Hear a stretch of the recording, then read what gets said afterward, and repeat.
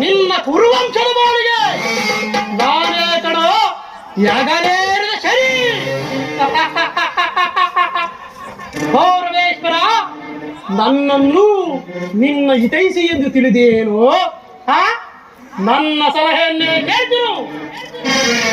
ನಾನಿಂದಿಗೆ ನಿಮ್ಮಪ್ಪನ ಮನೆಗೆ ಆಘಾಂಬಾಯಿಂದ ಕಾಲಿಟ್ಟರ ಒಂದೇ ಕಾಗೆವತ್ತ ಗೂಡಾಗಿದ್ದು, ಮಾರಿವತ್ತ ಬೀಡಾಗಿದ್ದು. ನಿನ್ನ ಮಡದಿಯಾದ ಭಾನುಮತಿಯು ಮುಂಡೆಯಾಗಿ ಮಂಡೆಗೆದರಿ ನಿನ್ನ ರಕ್ತದ ರುಂಡದ ಮೇಲೆ ಬಿದ್ದು ಬರಳುವಳು.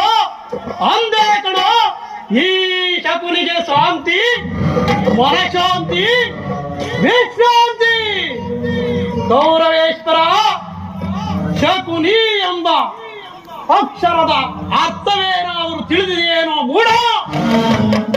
ಶ ಎಂದರೆ ಶಪಥದಿಂದ, ಹೂ ಎಂದರೆ ಕುತಂತ್ರದ ಗುರುಕುಲ, ನೀ ಎಂದರೆ ನಿನ್ನಿಂದಲೇ ನಿನ್ನವರ ನಿರ್ನಾಮ.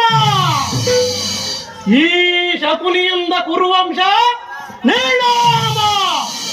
ಬೋರ್ಗರ ಬಿರುಗಾಳಿಗೆ ಸೇರಿದ ಕಾರ್ಮೋಡ ರಚಿಸಿ ರೇಖಾಗ್ನಿ ಜ್ವಾಲೆಗೆ ಆರ್ಭಟಿಸುವ ಸಿಡಿಲು ಗುಡುಗಡೆ ತರೆಯನ್ನು ಬಿರಿಯುವಂತೆ ಮಾಡಿ ಈ ಶಕುನಿಯ ವಿಷದ ಕುತಂತ್ರದ ಮನೆಗೆ ಸಿಕ್ಕಿ ಗುರುಕುಲ ಒಚ್ಚುವಾಗಲಿ.